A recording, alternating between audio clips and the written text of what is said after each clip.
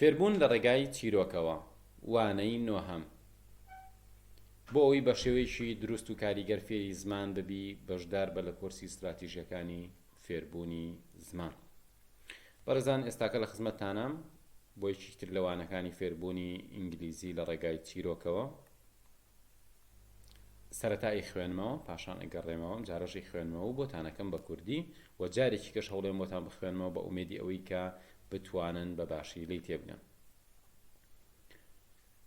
Miss Williams was a teacher, and there were 30 small children in her class.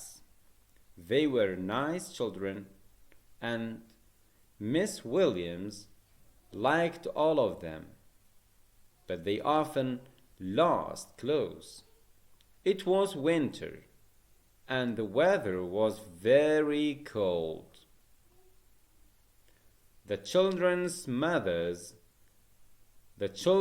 mothers always sent them to school with warm coats and hats and gloves. The children came into the classroom in the morning and took off their coats and hats and gloves. They put their coats and hats on hooks on the wall, and they put their gloves in the pockets of their coats. Last Tuesday, Miss Williams found 2 small blue gloves on the floor in the evening, and in the morning she said to the children, "Whose gloves are these?" But no one answered. Then she looked at Dick. "Haven't you got blue gloves, Dick?" she asked him. "Yes, miss," he answered, "but those can't be mine. I've lost mine." بەڵێ بەڕێزان ئەگەڕێینەوە بۆ سەرەتا. Miss Williams خاتو ویلیام Miss بۆ کچێکە بێ کە عادەتەن زەواجی نەکردبە was a teacher مامۆستا بوو and there were لەوێ هەبوو چی 30 واتە سی small children سی مناڵی بچووک هەبوون in her class لە پۆلەکەی.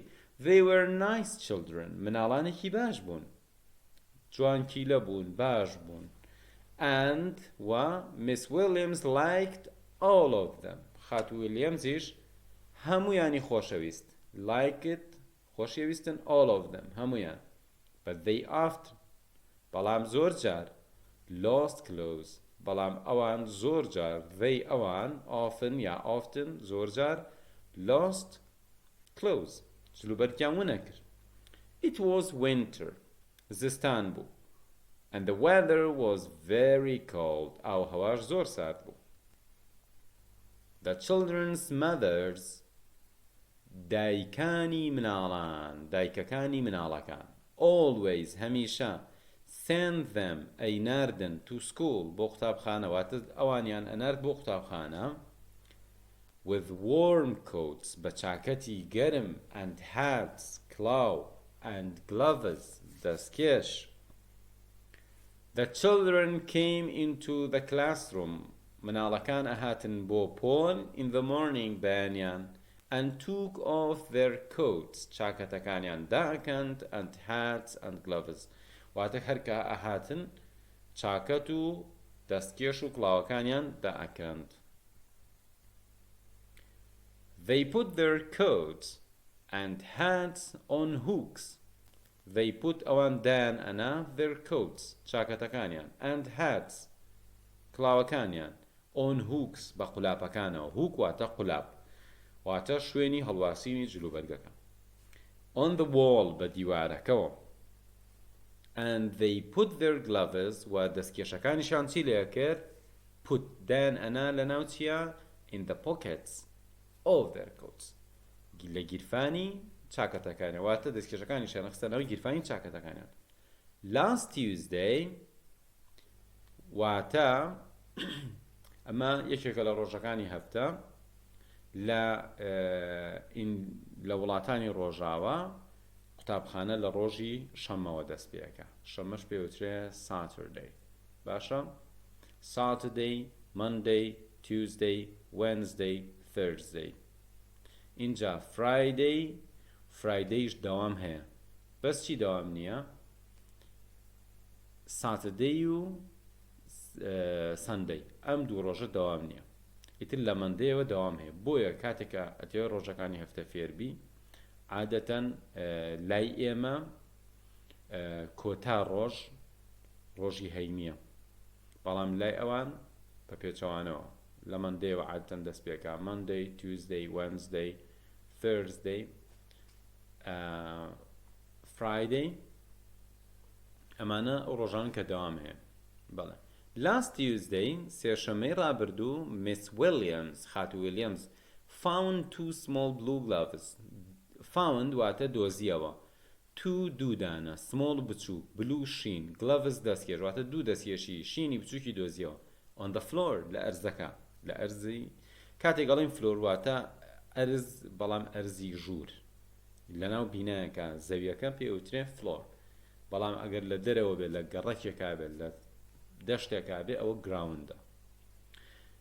in the evening واتە ئێوارەکەی دۆزیواتە تەلەبەر ڕۆشتونەتەوە و ئەویش ئێوارە دەستکێشەکانی دۆزیوەتەوە. And in the morning و بانیەکەی she said to the children وتی بە مناڵەکان whose gloves are these واتە ئەمانە هیکێن whose هیکێ who یعنی کێ بەڵام whose یعنی هیکێ whose gloves are these ئەم دەستکێشانە هیکێن but no one answered بەڵام کەس جوابی نایە. Then پاشان she looked واتە ڕوانی تەماشای چی کرد ئەدێک تەماشای دیکی کرد وتی haven't you got blue gloves ئەرێ تۆ دەستکێشی شینە نەبوو دێک she asked him پرسیاری کرد لە دیک وتی ئایا دیک تۆ دەستکێشی شینت نەبوو ئەویش وتی yes miss بەڵێ خاتون هەنی بەڵێ هەم بوو he answered وەڵامیە but those can't be mine بەڵام ناکرێوانە هینەکانی من بن I've lost mine چکە من ئەوانی خۆم مون کردووە مناڵەکان بچکۆلن ئەمە عەقڵی مناڵەکەیەوە ئازانی تێ مونی کردووە ئەنی هەر نەماوە کە دۆزرایەوە ئەم هینەکەی خۆی مون کردووە هینەکەی ئەو نییە. بەڵێ جارێکی خوێنمەوە. Miss Williams was a teacher and there were 30 small children in her class. They were nice children and Miss Williams liked all of them, but they often lost clothes. It was winter and the weather was very cold. The children's mothers always sent them to school with warm coats and hats and gloves. The children came into the classroom in the morning and took off their coats and hats and gloves. They put their coats and hats on hooks on the wall and they put their gloves in the pockets of their coats. Last Tuesday, Miss Williams found two small blue gloves on the floor in the evening, and in the morning, she said to the children, whose gloves are these? But no one answered. Then she looked at Dick. Haven't you got blue gloves, Dick? She asked him. Yes, miss, he answered. But those can't be mine. I've lost mine. ئێستاکە من کوردیەکەی ئەڵێم تۆ ئینگلیزیەکەی بڵێ. ئەگەر لە جاریەکەمە سەخت بوو بۆت ئەم ڤیدیۆ زۆر دووبارە بکەرەوە هەتاوەکو بتوانی پێشەوەی من بیڵێم تۆ بیڵێیت. بڵێ مامۆستا. teacher بڵێ C 30 بڵێ مناڵان children بڵێ لە پۆلەکەی پۆلی ئافرەتەکە پۆلی کچەکە in her class بڵێ باش جوان nice بڵێ زۆر جار often یا often بڵێ ونکردن بڵێ ونی کرد بەڕابردوو lost بڵێ جلوبەرگ clothes بڵێ زستان بوو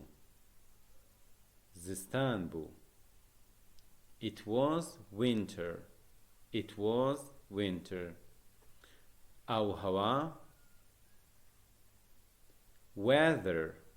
weather سارد cold بڵێ چاکەتی گەرم warm coat دەستکێشەکان gloves قولاب hook بە دیوارەوە یا لەسەر دیوار بە دیوارەوە on the wall گیرفان pocket سێشەممە Tuesday کچێکی نوێ a new girl دوو دەستکێشی بچووکی شین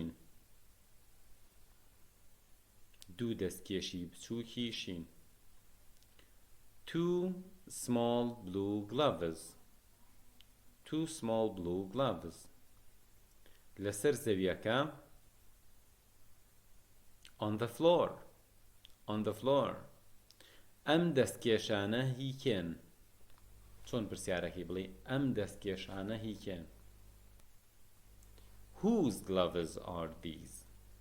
whose gloves are these بڵێ تۆ دەستکێشی شینت نەبوو بە شێوەی پرسیاری ئایا تۆ دەستکێشی شینت نەبوو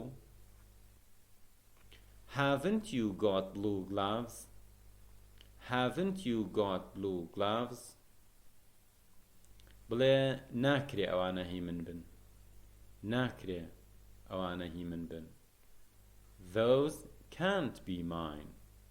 those can't be mine بڵێ ئەوانەی خۆم ونم کردووە هینەکانی خۆم